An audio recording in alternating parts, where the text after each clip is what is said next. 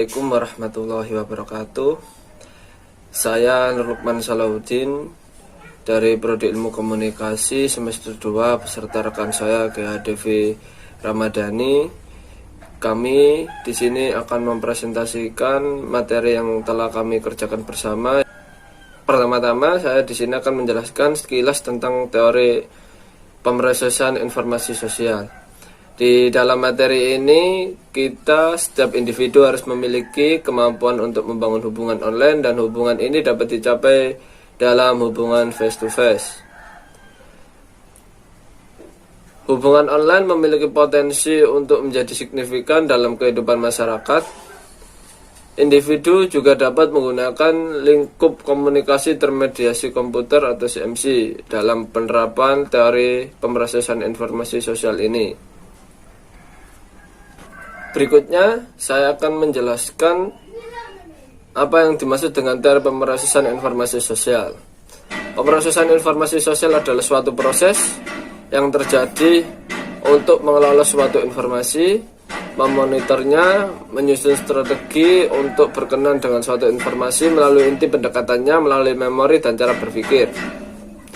Teori pemrosesan informasi sosial atau yang sering juga disebut dengan Social Information Processing dan disingkat sebagai SIP, dan teori ini diperkenalkan oleh Joseph Walter pada tahun 1992. Kemudian Joseph Walter berasumsi bahwa pengaruh besar internet di tahun 2000-an akan sangat besar, dan hubungan online sangat besar akan terjadi dengan tingkat keberhasilan dan kepuasan yang sangat tinggi.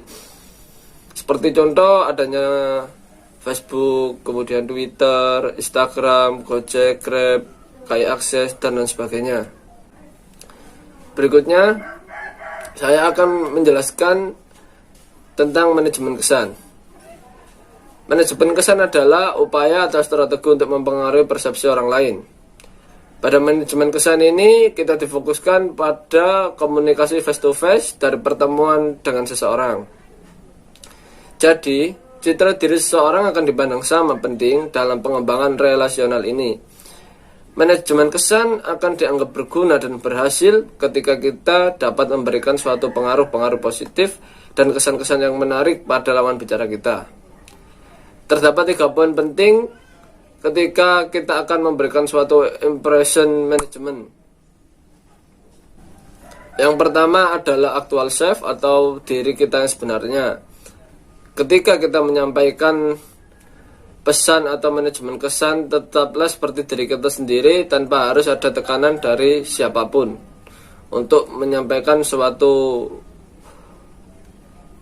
pembicaraan atau pemaparan materi.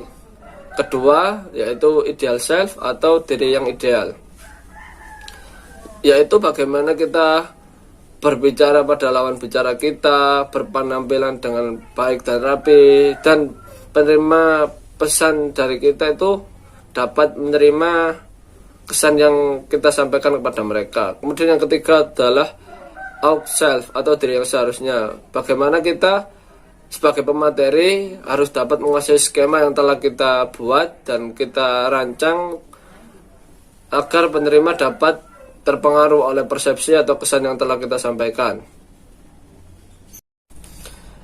Berikutnya saya akan menjelaskan tentang turbulensi teoritis isyarat yang disaring.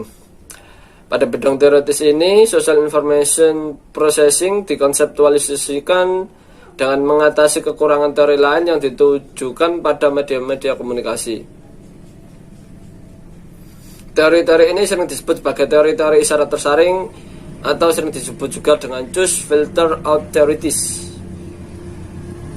yang berarti bahwa tanpa isyarat nonverbal, pengembangan relasional secara online memiliki ketulusan yang sangat kecil. Kemudian Joseph Walter bekerja menuju pembentukan teori komunikasi antar pribadi yang lebih akurat dan mencerminkan persimpangan antara komunikasi lingkungan online dan hubungan pada diri kita sendiri. Berikutnya, mari kita bahas secara singkat 2 pandangan teoritis dari Joseph Walter, yaitu teori kehadiran sosial dan teori kekayaan media. Teori kehadiran sosial atau sering juga social presence theory Berikutnya adalah teori kehadiran sosial atau sering disebut juga sebagai social presence theory, di mana sebuah teori yang berkaitan dengan tingkat bahwa individu menyadari satu sama lain melalui berbagai media komunikasi, yaitu kesadaran individu selama interaksi karakteristik mereka, kualitas mereka, fisik, dan lain sebagainya. Kehadiran sosial adalah suatu kualitas subjektif yang berarti bahwa individu mungkin tidak setuju apakah ada atau tidaknya keterlibatan media tingkat tinggi atau rendah dalam interaksi. Kehadiran sosial ditunjukkan dalam cara di mana pesan yang dikirim dan diterima oleh orang lain dalam lingkup yang dimediasi. Teori kekayaan media. Teori kekayaan media adalah teori yang menunjukkan gagasan bahwa komunikasi dapat diklarifikasi menurut kompleks pesan. Teori kekayaan media sangat berfungsi dalam evolusi teori pemrosesan informasi sosial. Teori ini dieksplorasi dalam konteks organisasi, menunjukkan bahwa saat berkomunikasi secara online, media menjadi terlalu sempit untuk dimungkinkan suatu pengembangan hubungan. Kemudian saya akan menjelaskan tentang asumsi teori pemrosesan informasi sosial. Dalam penelitian pemrosesan informasi sosial, Joseph Walter tertarik dengan bagaimana identitas dikelola secara online dan bagaimana hubungan dapat berpindah dari satu kedangkalan ke satu masalah yang lebih intim. Ada 3 asumsi yang menggambarkan sistem informasi processing atau SIP. Yang pertama, komunikasi termediasi komputer atau CMC. Yang kedua, model komunikator online. Dan yang ketiga adalah model hubungan antar pribadi secara online. Asumsi pertama, komunikasi adalah kesempatan unik untuk membangun komunikasi antar pribadi dengan orang lain. CMC merupakan proses di mana orang melihat, menafsirkan, dan bertukar informasi melalui jaringan besar sistem informasi telekomunikasi. CMC juga mencakup basis teks, pesan singkat, dan surel. Asumsi kedua, mengelola kesan online seseorang sangat penting untuk banyak pengguna karena lebih banyak teman pengguna Facebook yang seseorang miliki akan menjadi seseorang lebih individu dan ingin dianggap lebih menarik. Asumsi ketiga ini lebih menjelaskan pendapat dari Joseph Walter bahwa hubungan online memiliki kapasitas yang sama untuk menjadi lebih erat dan intim seperti yang dibentuk dalam hubungan face to face. Kemudian saya akan menjelaskan tentang penjelasan komunikasi termediasi komputer atau CMC. CMC adalah proses di mana seseorang mempersepsikan, menginterpretasikan, dan mempertukarkan informasi melalui sistem telekomunikasi jaringan besar. Komunikasi sinkron. Komunikasi sinkron atau sering juga disebut dengan synchronous communication process adalah suatu proses yang terjadi ketika pengirim dan penerima sedang online secara bersamaan.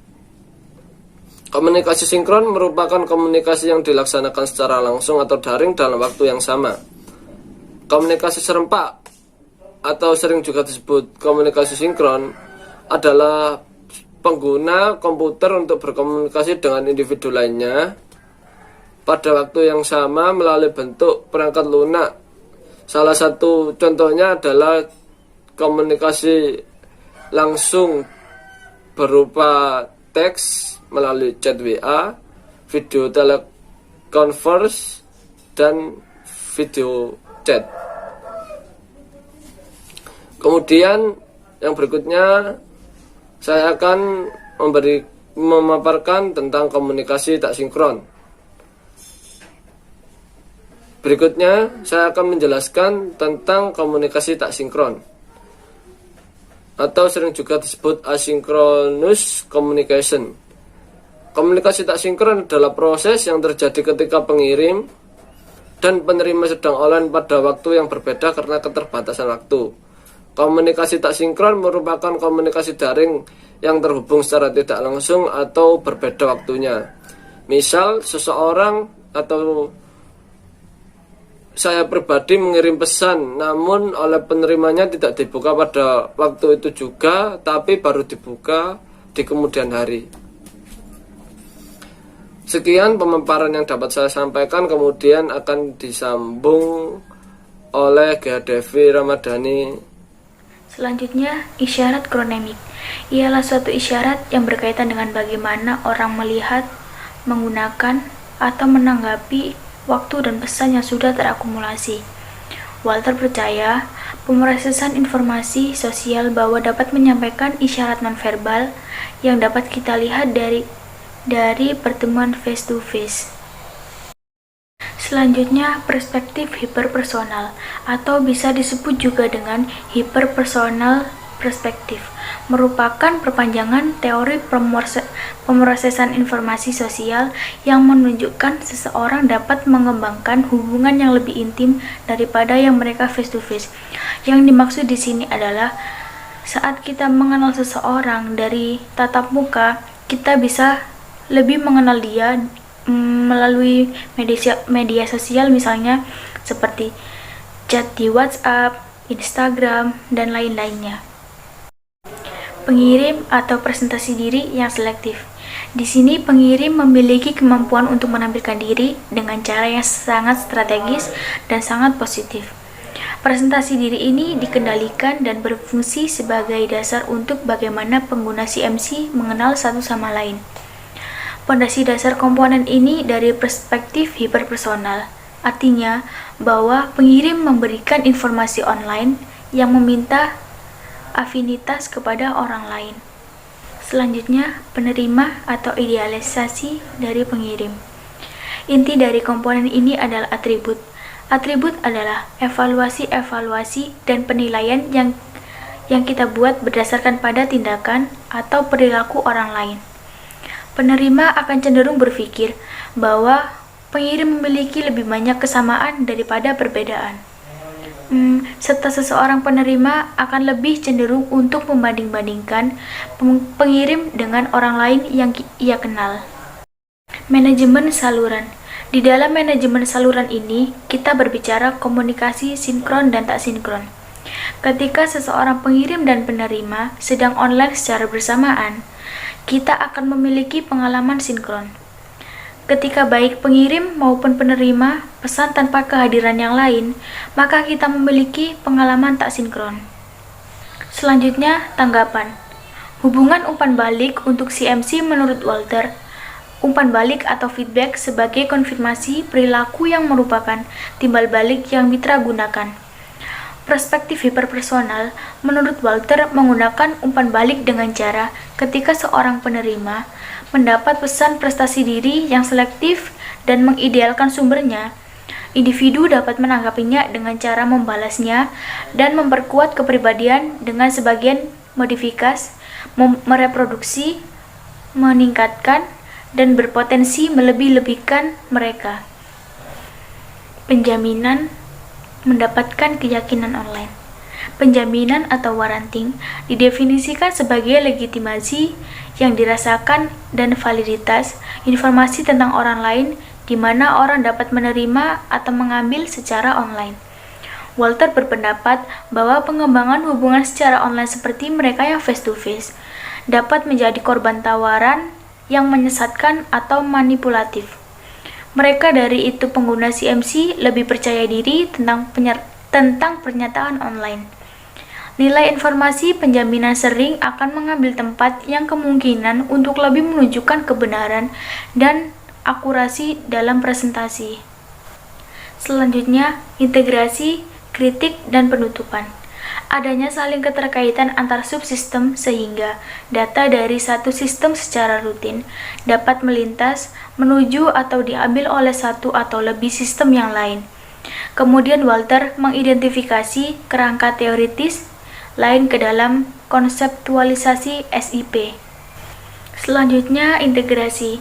Tradisi komunikasi dibagi menjadi beberapa hal seperti retoritis, semiotik, fenomenologis, sibernetika, sosiopsikologis, sosiokultural, dan kritis. Selanjutnya, konteks komunikasi ini mencakup beberapa hal seperti intrapersonal, kelompok kecil, organisasi, publik, media atau massa, dan kulturasi. Intrapersonal ini mencakup pribadi seseorang kepada pribadi orang lain. Dan kelompok kecil ini seperti contohnya kita sedang mengadakan rapat kelas A1, A2, dan A3. Dan untuk organisasi sendiri ini beberapa individu yang memiliki tujuan yang sama untuk membangun suatu hal. Publik ini mencakup komunikasi yang lebih luas untuk disebarkan ke media atau massa untuk memberi informasi kepada semua khalayak untuk mendapatkan informasi. Selanjutnya, pendekatan untuk mengetahui dibagi menjadi beberapa hal, yaitu positivisti atau empiris, interpretif, dan kritis. Kemudian kritik. Kriteria evaluasi dibagi menjadi beberapa hal seperti ruang lingkup, konsistensi logis, parsimoni, utilitas, kemampuan uji, heuris, dan uji waktu. Ruang lingkup. Teori yang berhubungan dengan komunikasi termidasi, komputer pasti akan dikritik karena ekspansif dan kurangnya nuansa. Walter menghabiskan beberapa tahun untuk memastikan bahwa daerah yang rumit dikenal sebagai CMC. Oleh karena itu, SIP telah berpindah dari teori pemikiran umum dari hubungan online ke diskusi yang lebih spesifik. Dan untuk yang terakhir yaitu utilitas. Jadi, pembaruan teori SIP memberikan jeda untuk mempertimbangkan kepraktisannya. Kemudian berkaitan dengan teori Walter, dengan nilai kegunaan dan pragmatis mempelajari daerah-daerah yang lingkungan online. Sekian presentasi dari kami. Apabila ada salah kata atau penjelasan yang kurang jelas, mohon maaf yang sebesar-besarnya. Akhirul kalam, wassalamualaikum warahmatullahi wabarakatuh.